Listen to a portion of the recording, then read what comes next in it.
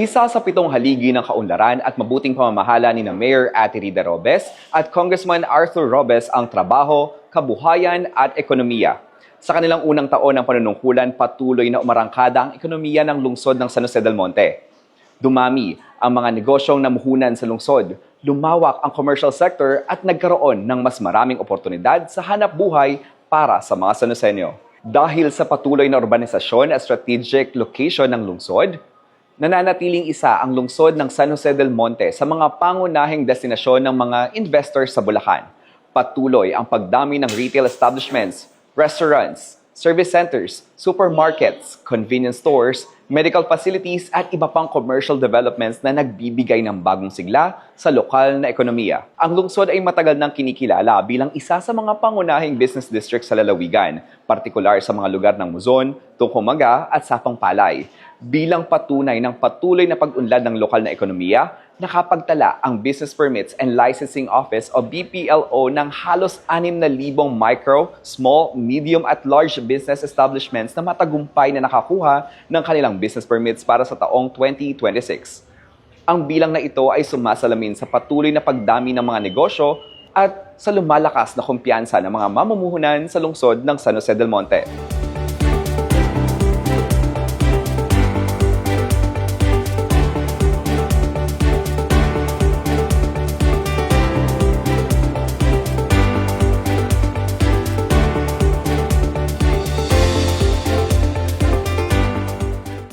Kasabay ng pagpasok ng mga bagong negosyo ay ang paglikha ng mas maraming trabaho para sa mga residente. Sa bawat bagong establishmento ay nadaragdagan ang employment opportunities at napapalakas ang lokal na ekonomiya.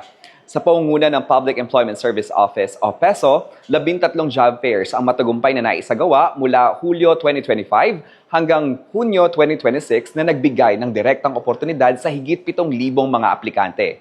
Sa pamamagitan ng mga aktibidad na ito, higit sa 1,500 na aplikante ang hired on the spot na nagpapakita ng patuloy na pagsisikap ng pamahalang lungsod na mapalawak ang employment opportunities at mapalakas ang lokal na ekonomiya. Make sure that you have the best in you. Kung paano kayo magsasalita, paano yung sasabihin ang pangalan ninyo, ano ang goal ninyo sa pag-apply ng trabahong ito, at kailangan ipakita ninyo ang tikas at galing ng inyong pag-iisip. Maraming salamat po kasi nagkaroon ako ng opportunity na mag-apply ng on the spot. Kasi nahirapan din po talaga ako maghanap ng trabaho online. At walk-in. Masaya, hindi na po ulit hindi natambay. Hindi natambay ng 3 buwan. Pagkapila po namin dyan, binigay lang po namin yung requirements like yung resume po. Tapos ayun, nakita nila na parang qualified kami. Kaya ayun po, binigyan po kami ng slip na hard on the spot. Tapos tsaka po kami pumila doon para po ibigay yung mga additional personal detail. Sa lahat din ng job fair na napuntahan ko, ito yung very convenient. Tsaka mas mabilis. Mas mabilis din ma-hard. Sobrang importante niya kasi unang-una sa lahat, hindi na namin kailangan bumiyahe pa Maynila. Kasi before, kinakailangan pa namin pumunta ng iba't ibang lugar Disenteng trabaho para sa lahat. So, syempre kami, ang gusto namin is marami yung makakuha ng trabaho ngayon. Yan yung mga tinatawag namin na mga hard on the spot. Patuloy at palaging paalala sa ating mga aplikante na mag-ingat po tayo sa illegal recruiter. Marami pong umiikot na mga tao para makapanloko, makapanlamang, pero syempre po tayo po sa habilin po ng ating Presidente Bongbong Marcos, pangalagaan po natin ang ating mga OFWs, lalo po ang ating mga aplikante na mag-ingat po sa illegal recruiter. Malaki ang pagnibago natin doon sa unemployment rate sa ating lungsod, dahil sa ginagawa natin na local recruitment activity na ginagawa natin araw-araw at bumababa din tayo sa barangay local recruitment activity. Kumbaga, nilalapit na natin ang programa sa mga kababayan natin para makahanap ng trabaho.